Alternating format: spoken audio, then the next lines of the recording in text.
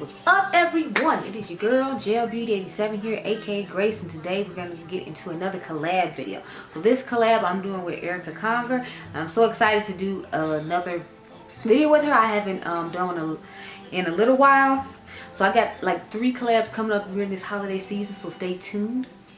This should be my second one, and I got one more with my girl Dionluvsmakeup, of course, because y'all know I live to do a collab with Dion. But enough about that collab. Let's talk about the one I'm doing right now. So I love Erica's channel because I get to find so many new content creators. Because she does so many collabs with so many different people, I feel like you always get to see and get to find different influencers you might not know existed just because you went to Erica's channel and found Erica somehow. So I actually found Erica through my girl Dionluvsmakeup. So I went over there and checked out some of her videos, and I was like, oh, okay, I'm feeling it. It's a vibe. Like, she has really nice content. She's really fun. She's a really nice lady. And I was like, yes, yes, yes, I need to be a part. So I was so flattered when she asked me to do the first collab we did. So I asked her this time. I was like, yeah, let's do another one. I had so much fun doing that one with you. So today we're going to do the top 10 holiday makeup releases from the past. So y'all know holiday palettes drop every 15 minutes, and since it's the holiday time, I figured it'd be fun to go back over some of the holiday palettes you already have, and then maybe you can save your coins and not be out here trying to buy some more. Because y'all know, for me this year, it's the year of trying to help y'all save coins. Because I feel like I've been doing that the last couple years, but I feel like as the economy gets worse and worse, I'm trying to get you to just use the stuff that you already have and not do that. And so Erica was definitely all about that, because like, she's like me and is a price conscious consumer. I know y'all can't tell that I'm a price conscious consumer because I have to buy so much, but I like cut down spending in a lot of other areas to make up for the fact that I buy a lot of makeup. So make sure you go check out Erica's video on this topic. I think you will be very happy with what you find. And without further ado, let me show you what I got going on. So let's get into it. So I picked 10 palettes from the past. I didn't pick a certain amount of time. I think I tried to do the last 2 to 3 years. So that should be all these palettes I have around here. I actually put in a couple of affordable ones just so I wasn't just showing you a whole bunch of, you know, high-end and luxury stuff. Because y'all know how I am. I'll grab 5, 10, 15 luxury high-end things and be like, oh yeah, look at this thing. But like I said, I'm trying to, you know, help us save the coins. And if you already spent the coins on this anyway, I figured it doesn't make too much of a difference. But I just wanted to keep in mind that I know some people like affordable stuff, so I try to make sure I grabbed a couple of affordable things to show you. So we're going to start off strong though, because y'all know I love Mother to death. So we got the McGrath Celestial Divinity Luxe Quad and Risque Rose. This was the only one that had came out that year. I believe this was the 2020 that was made in Italy, and I could immediately tell the difference in the quality of this one versus the other one. So I was so happy that she had one made in Italy, because the other 2 I think were made in the USA or the People's Republic of China, and I could definitely tell the difference. This is the one that came out with the year of Flora Fantasia, I believe it was, and I just saw Jamila, I Am Jamila declutter that one because she didn't like it. I'm not a huge fan of that one either, but I just kept it in my collection because, you know, I am a McGrath hoarder, so I don't declutter things. Even if they're not that great, I'll still hoard them because that's just how I am. But this was my favorite one from that collection this year. That year, I believe, like I said, it was 2020. That was the first when the pandemic first started, and everything was just, honey, it was a whole thing. It's a whole thing. The next one I have, I actually found on sale thanks to, again, I Am Jamila. She had posted on her community tab that she had found the NARS Climax palette had came back in stock at Nordstrom's Rack. It was like 50% off, and then it came back in stock on NARS's website for 50% off. But I got mine from Nordstrom Rack before that happened. But this is what it looks like on the inside. To me, this isn't a traditional, like, you know, holiday palette, but this was their holiday collection, so I'm making sure I show it now. I really like the quality on this palette. I can see why it was, like, you know, hyped like it was, and why people are still hunting it down, because I was still hunting it down myself, because these are definitely type of tones that I would use. You all saw me wearing this palette in a recent video. I don't remember which video it was. Y'all know I'll come during the week sometime and film videos, and I had this palette on my eyes during one of them. So you will see this palette in action, even though I didn't do a dedicated video, because I'm usually not a fan of NARS's eyeshadow formula. So that's why I wasn't in a rush to pick this up. But after so many, and I mean just about everybody in the beauty community was talking about how wonderful this was, I was like, it seems like I need to get my hands on it, because too many people are talking about it, and they were hyping it up for a reason. So that's my second the palette I have to show. So the third one, I feel like it's a classic. I feel like everybody and their mama wanted this. They bugged this brand about it, according to the brand, for 3 years till they finally brought it back out this year. So I feel like you should already know I'm talking about Morte from Mented Cosmetics. I jumped on it as soon as it came out because I don't play about my milk palettes. Because they be like, they not bringing it back and they don't be playing.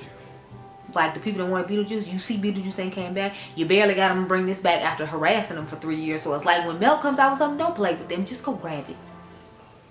If you can't eat for that day, then so be it. I'm kidding. I'm kidding. Don't starve yourself. That was a joke. But I'm so glad to have this in my collection. I bought this as a birthday present to myself in 2019 when they launched it. And I was freaking out. I've told the story every time, but I was freaking out because like I didn't get the emails and the password even though I had signed up for their email. And then they were so nice. They DM'd me on Instagram after I asked them for it and told them my situation. So that way I could go ahead and get the palette before it sold out. Because I was like, I'm not missing this one. I can miss Vita, but we not missing this one. I feel like it's cool that you could put both of them together. And I ended up getting Vita later on. But this was my favorite one. And to me, this was like the most hyped palette from Melt besides Smoke Session and the Beauty Juice collection. I feel like this is just hyped to the high heavens. And I definitely feel like it was worth the hype. And again, it is from the past because it came out in 2019. The next one I have is well, I'll get the other Milk palette out the way and then I'll get to the other brand. But of course, just like I said, the Beetlejuice, you need to grab Milk while they come through. This is the waiting room. So I chose this one over the green and purple one just because I feel like they do a lot of green and I want to do colors that they don't do as often. So I pulled out the waiting room. It has a nice, you know, red and gray and black white color story. I'm definitely here for this color story and I was definitely here for this collection. I love that they do like Halloween stuff as opposed to like traditional Christmas stuff, although some of these colors are considered traditional, like a lot of the reds and then like the black, but I feel like the gray and the white aren't something that you would traditionally see as a traditional Christmas look. So that's why I really enjoyed their unique take on their Christmas palettes every year.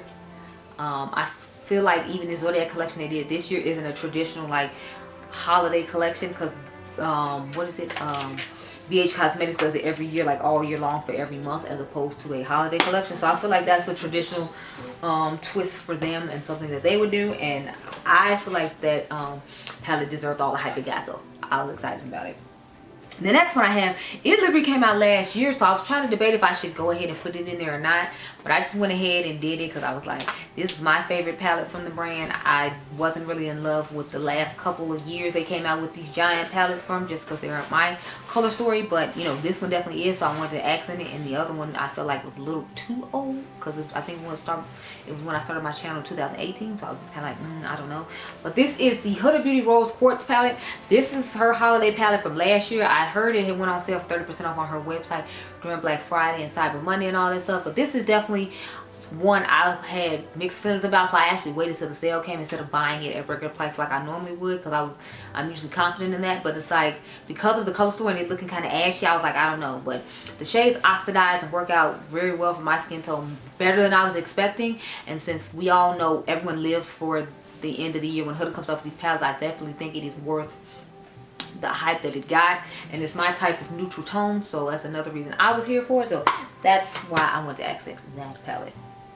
Now we got, y'all know we had to come with Natasha, and I got one more from Mother to like round out before we get to the drugstore affordable things. So this one I didn't buy when it first came out. This is Natasha Denona, the Metropolis palette. If you all remember, she was having issues with the cream to powder formula, because when that cranberry palette came out, it was not it. It was not it. The formula was a hot mess. People were talking about how awful it was, and she just played it off like, oh, okay, well, I didn't get this right, so I'm gonna just pretend like the palettes are defective and send people, you know, other stuff instead of giving them refunds. But this is what it looks like on the inside. I got it actually this year, even though it came out, I want to say this is the 2019 collection that she came out with for her holiday palette. Don't quote me, but I feel like this was the 2019 palette she came out with, because I swore 2018 was like the gold palette. Anyway, I like the formula and the color story of this. It took me a long time to get it though, because like I was gonna get it and then she finally like discontinued. So when she brought it back, I was like, okay, I'll get it, because it keeps being raved about, it keeps being hyped about. To this day, I feel like this is one of the palettes that people hype up about Natasha Denona the most, along with the Biba and the gold. So I was like, I need to get my hands on it and try the formula. And they were right, the cream and powder formula she had perfected by the time she got to this palette. But I was like scared, because I'm like, it's $129, and if I don't like it, I don't want to have to try to go back to Sephora and return this.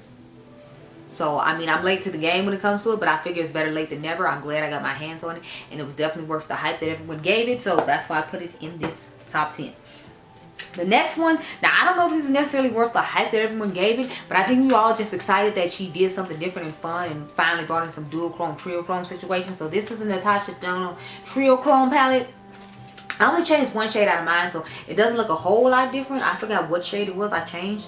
It's one of the really lighter shades at the bottom. I put in one that I feel like would work better for my skin tone, but this palette to me got a whole bunch of hype. Now I didn't say people loved it a lot. That's why I say hyped. I didn't say that everyone loved everything that they hyped up. But I feel like this definitely got hyped up just because she gave us trio chromes and dual chromes instead of the liquid ones that she had. Because these are the same colors as the liquid ones. They're just in like powder formula. This palette got a lot of hype. I know people had mixed feelings about it, but it definitely did get a lot of hype. I will say it was her standard quality when it came to the mattes. It was just I didn't like the color matte she chose because I feel like it had to be a monochromatic situation and all these colors don't work for all skin tones. So that was my only issue with it. I mean, I made it work and I can still make it work, but the hype of this to me was the fact that she put trio chromes in here. So that's why I wanted to include it, because I definitely feel like it was hyped for that reason. Okay, now we're gonna get into the last Pat McGrath palette. This is the first Mega Mothership Celestial Divinity when she came out with the Star Wars shades in here and just gave you like a row of 6 extra shades. I was super excited about this. Everybody was excited about this just because it was more affordable Pat McGrath that other people got to try out because they didn't want to pay the $125 for the 10 shades, which I think now is like 128 or 129. So she went up as well. But I was happy to get my hands on this because I missed out on the Star Wars collection because she had put it up before she was supposed to, and then people had bought it out before you could get a chance to buy it. So when this palette came out, I jumped at the chance to get it. I was super happy. I am super happy, and this was definitely hyped up just because you had never seen her come out with more affordable eyeshadows for people to purchase. And Natasha had been doing the MIDI ones for a little while at that point, if I remember correctly. So she was trying to get in the game and get into the competition so that her holiday palettes are more affordable for everyone to try, so everyone can try Pat McGrath and hopefully buy the bigger one. So a smart move on Mother's part, and it was definitely hype, and they're still hyped to this day, and I love it.